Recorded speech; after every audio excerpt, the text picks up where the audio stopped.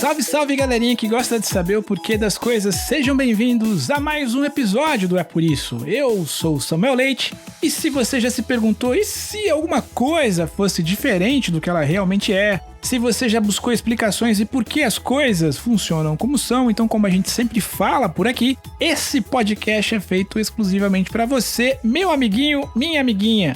E no nosso É Por Isso de hoje a gente vai explicar por que os números existem. E eu tô aqui novamente com o Léo Mogli, que é professor de matemática e também faz o podcast Entre Cactos e Suculentas. E além disso, já participou aqui do É Por Isso no episódio 68, sobre matemática, que foi um dos mais ouvidos aqui do ano passado. Seja muito bem-vindo de volta, Léo Mogli.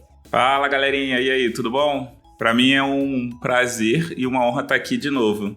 Legal, olha só, tio Mogli, para começar o nosso papo, queria que você explicasse para os nossos ouvintes. Os números que a gente conhece hoje, eles sempre existiram? E quem afinal inventou esses tais números? Então, os números como a gente conhece hoje e como a gente usa hoje, eles não existiram sempre. Os números eles surgiram com a necessidade da humanidade de contar as coisas quando elas começaram a se apropriar das coisas. Por exemplo, quando o ser humano deixou de ser um povo nômade e começou a se alocar em determinados locais e passou a ter animais do qual ele cuidava, né, do rebanho que ele cuidava, então ele precisou necessariamente de contabilizar isso.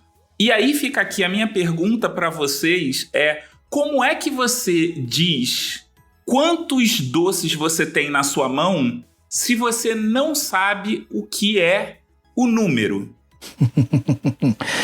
Tá aí um bom dilema. Uma solução rápida seria comer todos rapidamente para evitar uma confusão aí de não saber se é 1 ou se é 2, né?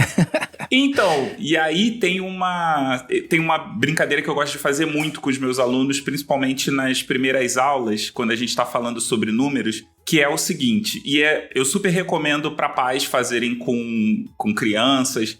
Sempre que você for falar de número, você pode fazer isso. Você pega desenhos, assim, né? Se você puder fazer numa cartolina, ou você pode brincar com objetos que você tem em casa mesmo. E você faça cartolinas de 1 até 10, de grupos de objetos de 1 até 10. E você mostra e pede para a pessoa responder rapidamente. 1, 5, 7, 2, 4, na ordem que você quiser. Você vai reparar que a gente consegue responder muito rapidamente para o número 1, para o número 2, o 4 e o 3. Agora, quando a gente começa a passar do número 4, a gente tem uma dificuldade muito maior de identificar quantos objetos a gente tem ou quantos objetos a gente está vendo, porque, por algum motivo, o cérebro humano ele associa muito fácil grupos de até 4 objetos.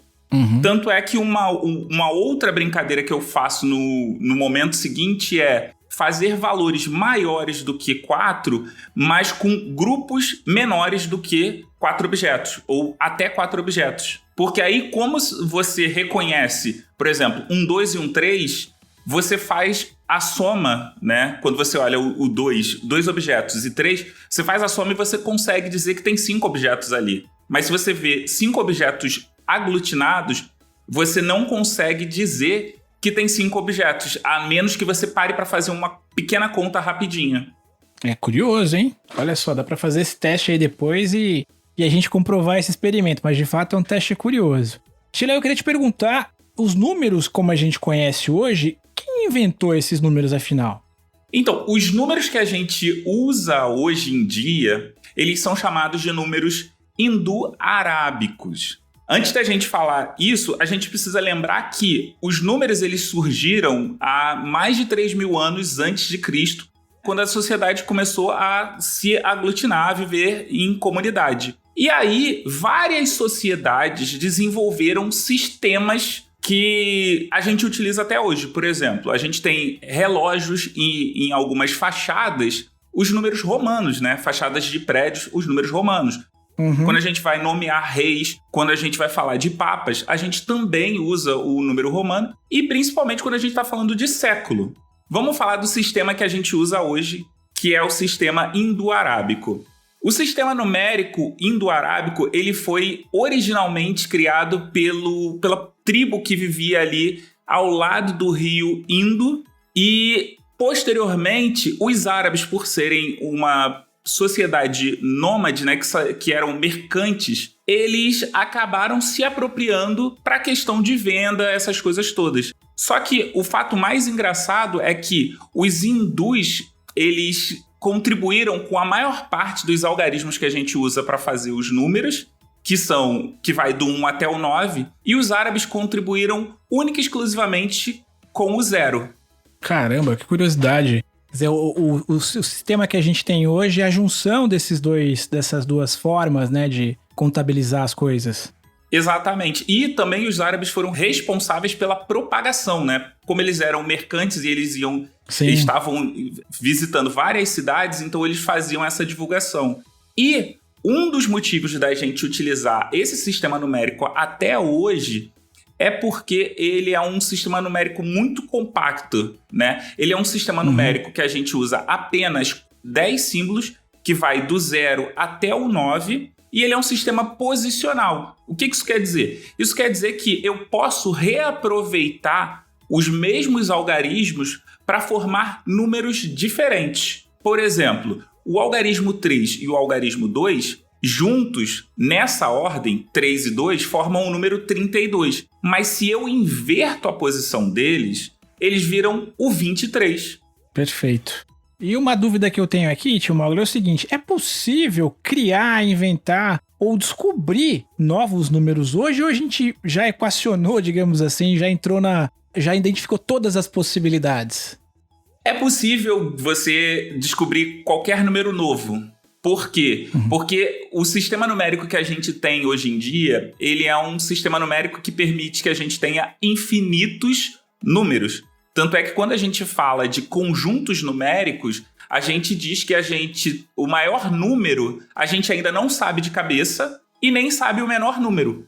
Por quê? Porque quando a gente diz que a gente tem infinitos números, significa que ele está crescendo constantemente. E não vale você dizer pro coleguinha na hora do vamos falar o maior número, meu número é infinito.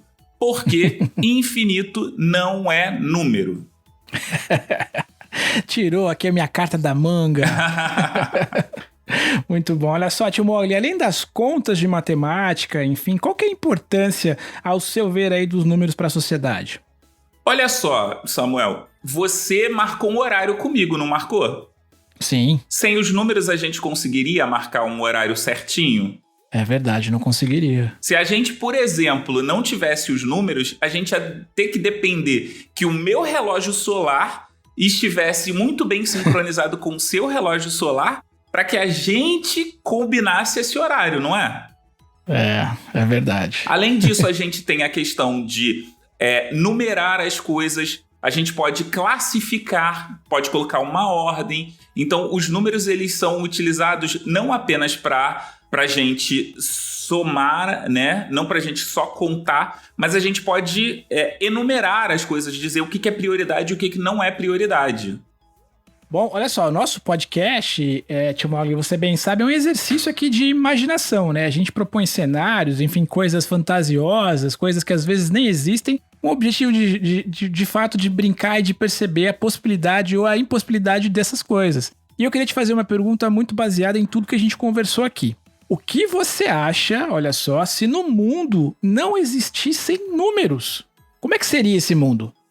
Como seria o mundo sem números?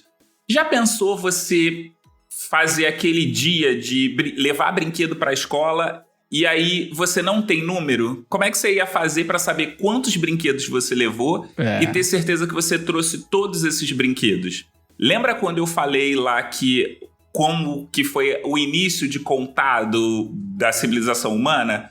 Os pastores, eles levavam as ovelhas para passear e eles não tinham números, eles não sabiam contar. E por conta disso, eles saíam com saquinhos de pedras.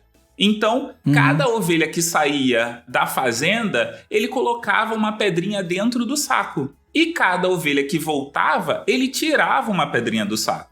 Assim, quando ele terminava de contar as ovelhas, Se tivesse sobrando uma pedrinha dentro do saco, significava que ele tinha perdido uma ovelha e que ele ia ter que voltar para poder buscar. Você tá a fim de fazer isso com os seus brinquedos? Bom, pessoal, então é por isso, ainda bem, que números existem. Olha só, muito obrigado mais uma vez, tio Léo Mogli. Eu queria, antes da gente concluir o nosso papo aqui, que você dividisse aqui com os nossos amiguinhos, amiguinhas, enfim, com os papais e mamães, os seus links pra gente conhecer um pouco mais do teu trabalho aí nas redes, enfim, o que você tem de novidade. Deixa os seus links aí pra gente. Eu sou o Léo_Mogli, tanto no Twitter quanto no Instagram. Você pode me encontrar em leo-mogli.com.br. Lá tem todas as coisas que eu faço.